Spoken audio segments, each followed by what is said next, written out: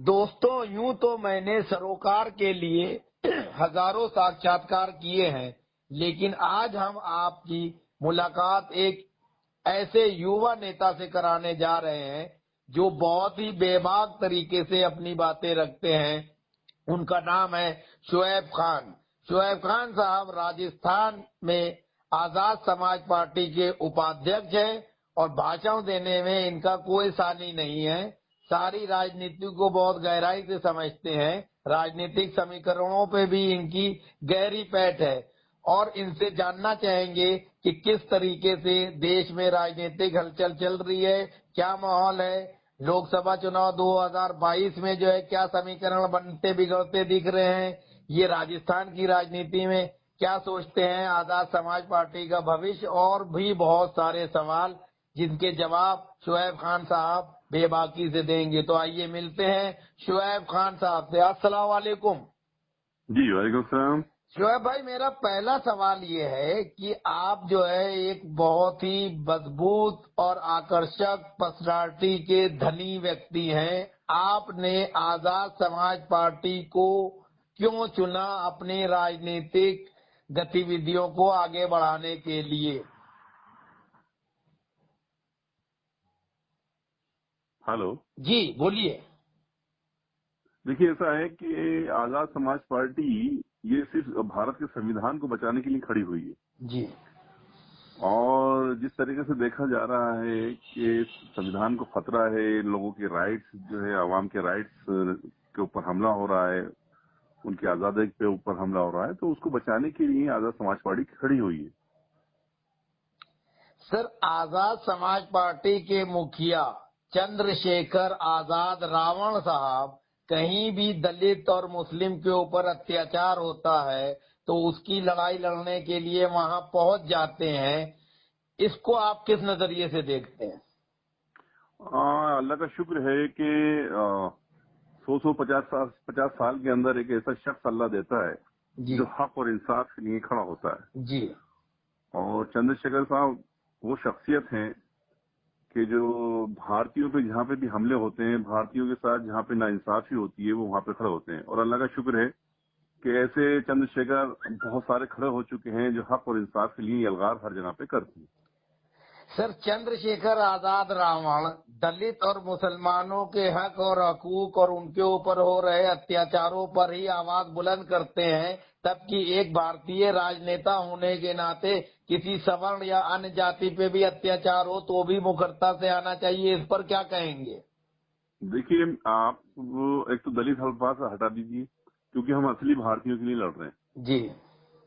ठीक है, तो आप असली भारतीय कीजिए, और असली भारतीयों पे लगातार हमले हो रहे हैं। और रही बात जो हमारे भारत में जो आर्यंस हैं जो रह रहे हैं, हम उनके लिए भी लड़ते हैं। अगर उनके खिलाफ भी कुछ गलत होता है तो संविधान के तहत हम उनके लिए भी अलगार करते हैं।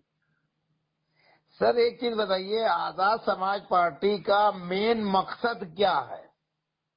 आजाद समाज पार्टी का मेन मकसद है संविधान को बचाना और संविधान के तहत हुकूमत को चलाना। क्योंकि हुकूमत आज की तारीख में संविधान को खत्म कर रही है और वो यहाँ के भारतीयों पे लगातार हमले कर रही है। और भारत का संविधान ये कहता है जिसको जो मजहब मानना हो, धर्म मानना हो, मानिए, मगर धर्म के नाम पे हम अराजकता नहीं फैलाने देंगे। और आजाद समाज पार्टी का यही मकसद है। सर, बहुत से लोगों का ये मानना और कहना है कि आजाद समाज पार्टी का अपना व्यक्तिगत कोई जो है मजबूत एजेंडा नहीं है, बल्कि ये अमित शाह और भारतीय जनता पार्टी के सहयोग से खड़ी की गई एक पार्टी है।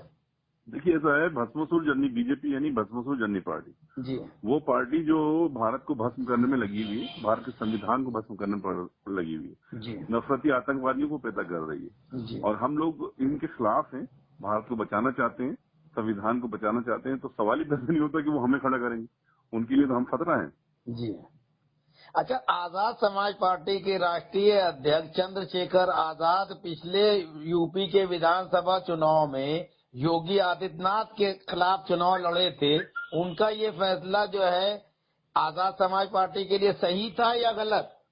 बेशक, जो भी भारत के संविधान को बचाना चाहते हैं उनके लिए एक मैसेज था कि दुश्मन कितना ही भी ताकतवर हो, जी।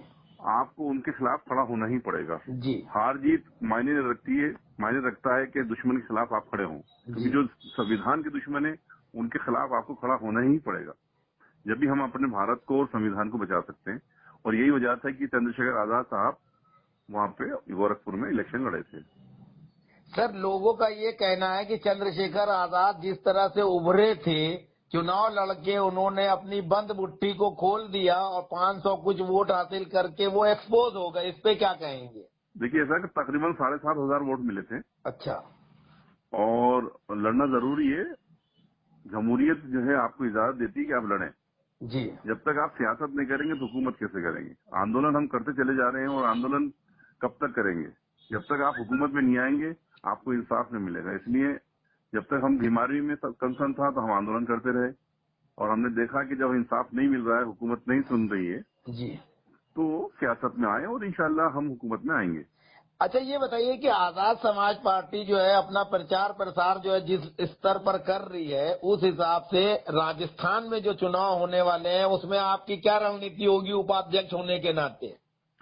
हमारी साफ सी रणनीति है। हम लोग बहुत तेजी के अंदर चल रहे हैं, और आप जानते ही हैं कि जो गोदी मीडिया है वो हमारे पर फोकस नहीं करती, और हमें उनकी जरूरत भी नहीं। आज की तारीख में जो है जो सोशल मीडिया है वो हम बहुत स्ट्रांग है, और उस हिसाब से हम बहुत अच्छा चल रहे हैं। और लगातार हम 14 महीने हैं यहाँ पे, और इंशाअल्लाह ताला अल्लाह ने चाहा तो यहाँ पे हम कामयाबी हासिल करेंगे।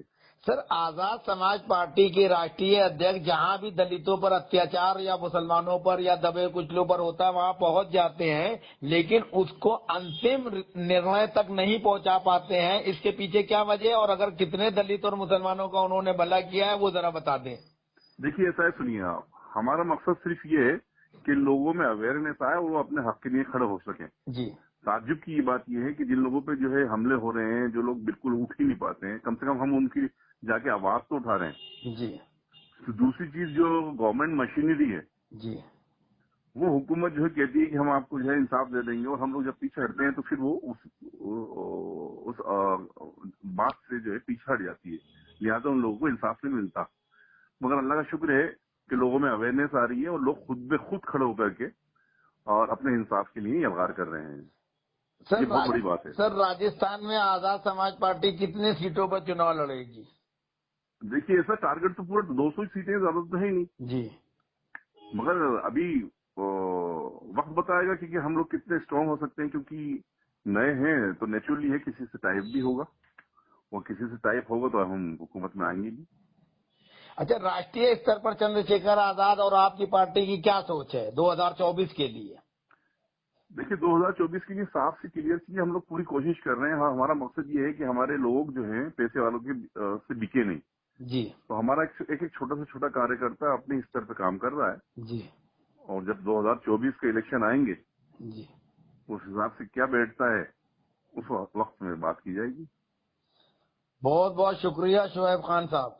सोना है, सोचो। Thank you very much.